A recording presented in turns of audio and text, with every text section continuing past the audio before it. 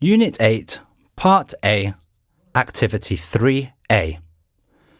What is Casal talking about? Listen and write the answers in your notebook. I have never lived close to a river before, but my mother has. She said when she was young, she lived in a village by the river in Kampong Cham province for a few years. She still visits our relatives in that village once in a while. For this homework, my mother helped me by sharing what she experienced living there. One of the good things about living close to a river is that it provides water for irrigations of plants and crops.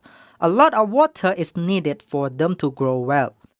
Different types of plants are grown on the river banks depending on the season. Fishing is another benefit of living close to the river.